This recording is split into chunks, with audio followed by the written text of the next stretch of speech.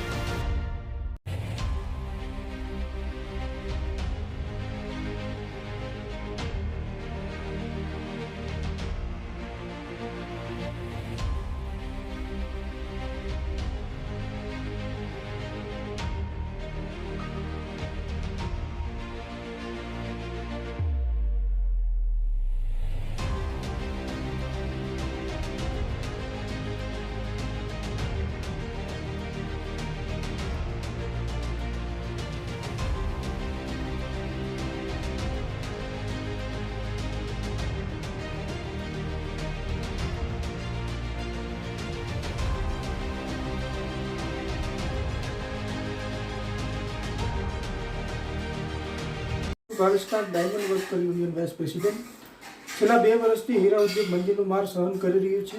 સરકારને વારંવાર રત્ન કલાકારો માટે આર્થિક પેકેજની માંગ કરી હતી, રત્નદીપ યોજનાની માંગ કરી હતી, પરંતુ સરકાર દ્વારા કોઈ પણ પ્રકારનું ધ્યાન દેવામાં આવ્યું નથી. કાલે જ એક વર્લ્ડની મોટી ડાયમંડ કંપની કિરણ જેમ્સ દ્વારા 18 થી 27 સુધી જન્માષ્ટમી પૂર્વે 10 દિવસનું વેકેશન જાહેર કર્યું છે. તો જો આવડી મોટી કંપની વેકેશન જાહેર કરતી હોય તો સરકારને સમજી જવું જોઈએ કે હીરા ઉદ્યોગની અંદર કેવડી મોટી મંદી હશે. 2008ની અંદર મંદીનું સંજ્ઞાન લઈને ગુજરાત સરકારે રત્નદીપ યોજના જાહેર કરી હતી. તો આ 2024ની અંદર પણ એક રત્નદીપ યોજના જાહેર થવી જોઈએ એ અમારી માંગણી છે. અને આર્થિક પેકેજ પણ ડાયમંડ વર્કરો માટે ગુજરાત સરકાર આપે, કારણ કે મંદીનો કેવી અસર છે. જો વર્લ્ડની લાર્જેસ્ટ કંપનીમાંથી એક કંપની 10 દિવસનું વેકેશન જાહેર કરતી હોય તો સરકારને પણ સમજી જવું જોઈએ કે કેવડી મોટી મંદીનો માર સહન કરી રહ્યું છે હીરા ઉદ્યોગ. સરકારે પોતાની એજન્સીને કામે લગાડી સર્વે થવો જોઈએ. સર્વેમાં કેટલા કારીગરો બેરોજગાર છે, કેટલી કંપનીઓ અત્યારે નાની બંધ થઈ ગઈ છે, તમામ સર્વેમાં આવરી લેવામાં આવે અને સર્વે દરમિયાન એક આર્થિક પેકેજ અને રત્નદીપ યોજના જેવી યોજના ચાલુ કરવામાં આવે, જેથી કરી આપણે ડાયમંડ ઇન્ડસ્ટ્રીઝને ઉગારી શકીએ. રત્ન કલાકારો બેરોજગાર છે એમને પણ આપણે મદદ કરી શકીએ. તો સરकारने विनती है कि आर्थिक पैकेज में रत्नदीप योजना जाहिर करे. जय हिंद. आगे की जानकारी के लिए बने रहे, देखते रहे स्टार न्यूज नेटवर्क. जय हिंद, जय भारत.